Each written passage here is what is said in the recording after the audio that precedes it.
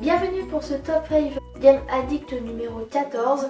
Donc oui, je fais un peu les TFGA dans le désordre, hein, vous m'excusez. La dernière fois j'avais fait le top 5 Game Addict numéro 15. Là je fais celui du mois de novembre, j'étais un peu en retard. Bon voilà, hein, vous m'excusez, hein, c'est pas très grave. On se retrouve pour discuter ensemble autour du thème changement c'est maintenant. Oui, alors Alex du blog Alex et Pet, hein, qui est initiateur du TFGA, a décidé de reprendre le slogan d'Hollande. Hein. La dernière fois, il nous avait fait du Cabrel, hein, avec C'était mieux avant, donc voilà, je crois qu'il était motivé. Non, je plaisante Alex, hein, je te promets, hein, je t'adore, hein, je te jure. Le concept est de faire un classement sur ce thème et de faire son top 5, tout simplement. C'est parti, nous allons faire notre classement sur le domaine du jeu vidéo. En 5e position, je voudrais vous parler de l'évolution des graphismes. Donc aujourd'hui en fait on joue sur des jeux dont les graphismes sont maintenant très poussés. Par exemple si vous prenez un Final Fantasy XIII-2 contre un Final Fantasy VII, on voit totalement la différence. Mais c'est surtout on a l'impression de jouer maintenant à des jeux qui ne sont plus réellement des jeux mais plus des films en fait tout simplement.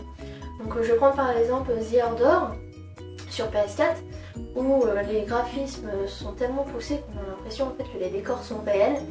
Ou par exemple si vous prenez Star Wars Battlefront, en fait vous avez l'impression que les personnages sont totalement réels, sont des acteurs et ne sont pas créés par un ordinateur. Donc parfois le graphisme prend le dessus au détriment du jeu et du gameplay. C'est ce que reprochent beaucoup les joueurs actuellement. Si vous prenez Assassin's Creed Unity, les graphismes sont magnifiques, les décors de Paris sont sublimes, mais alors l'histoire est totalement nulle. Enfin, moi en tout cas, j'ai pas trouvé ça très cool. Et en fait, le jeu a rencontré beaucoup de bugs lors de son lancement. Voilà, c'est ce qu'on peut reprocher actuellement aux éditeurs de jeux vidéo. En 4e position, le mode online. C'est vrai que dans mon TFGA numéro 13, je critiquais un peu le online du fait qu'il avait pris le dessus par rapport au mode coopératif local. Je vais pas non plus cracher dans la soupe. C'est vrai que le online est très utile, et notamment lorsque vous voulez jouer avec des amis qui vivent à l'autre bout de la Terre, ou pour ma part à l'autre bout de la France. Je pense que ça a été une vraie avancée dans l'univers des jeux vidéo, tout simplement parce que déjà ça a permis de faire de nouvelles rencontres avec d'autres joueurs qui partagent votre passion, et aussi parce que vous pouvez jouer avec des joueurs étrangers et donc découvrir par exemple quand vous jouez à des MOBA ou quand vous jouez à du MMORPG, découvrir des techniques et des stratégies que vous n'auriez pas pensé parce que ce n'est pas dans votre culture. Le changement c'est maintenant. Par rapport à une dizaine d'années par exemple, eh bien le online est vraiment le bienvenu dans l'univers des jeux vidéo. En 3e position, une évolution qui a un peu changé ma manière de jouer aux jeux vidéo, il s'agit de l'écran tactile. Pour ma part, je n'aime pas trop jouer sur PC, même si l'homme commence à me convertir à jouer à des jeux PC.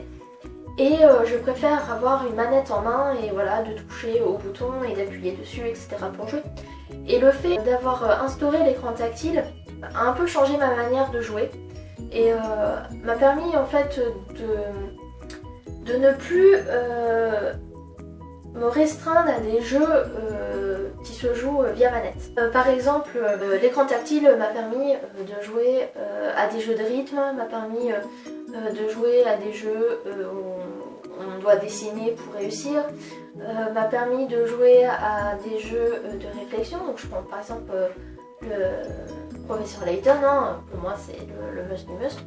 Je pense que l'écran tactile permet en fait de jouer à tous les styles possibles. Donc que ce soit RPG, que ce soit FPS, que ce soit jeu de rythme, jeu de plateau, enfin.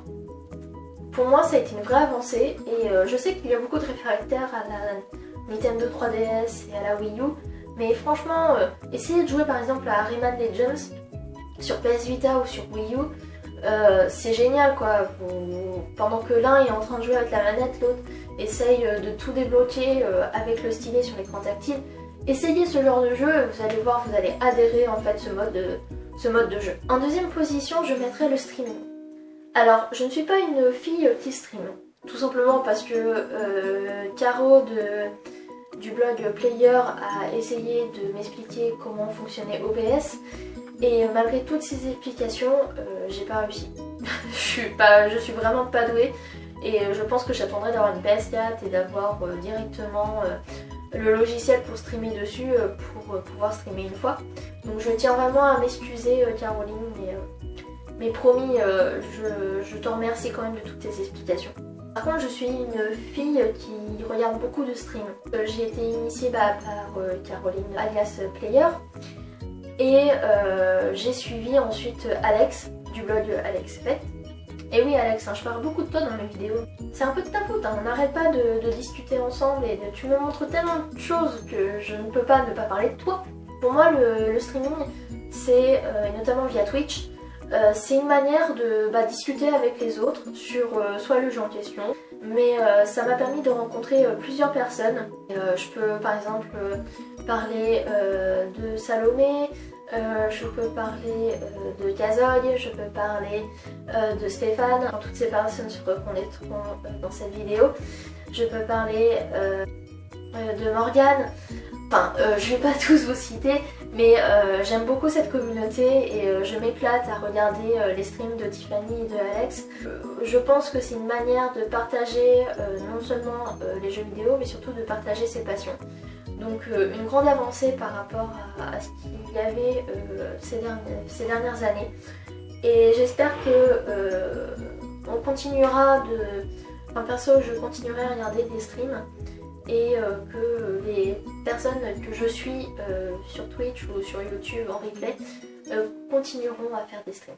Et enfin, en première position de ce top qui a pour thème le changement c'est maintenant, c'est le fait qu'il y a toujours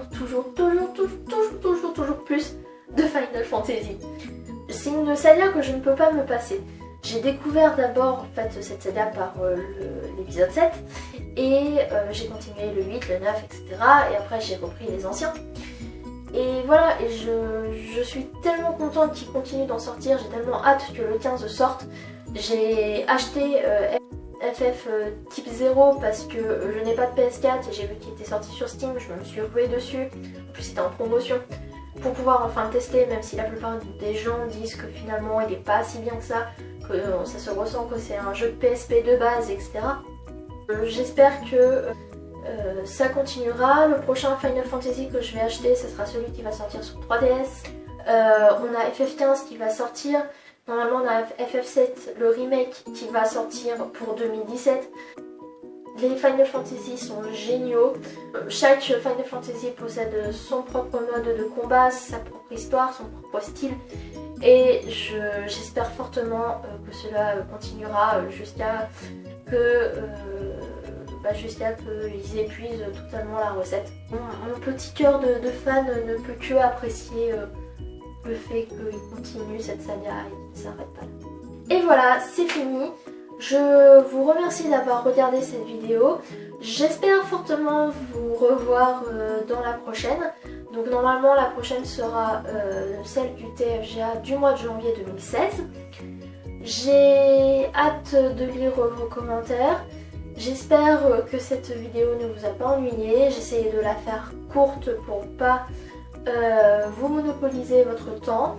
Et j'aimerais savoir, est-ce que ça vous intéresse que je fasse d'autres vidéos que des TFGA? Donc par exemple vous faire des vidéos sur, je ne sais pas, sur mes lectures, sur mes passions, sur des jeux, etc. Je vous souhaite une très bonne journée, une très bonne soirée selon l'heure où vous regardez cette vidéo. Et je vous dis à la prochaine. Bye!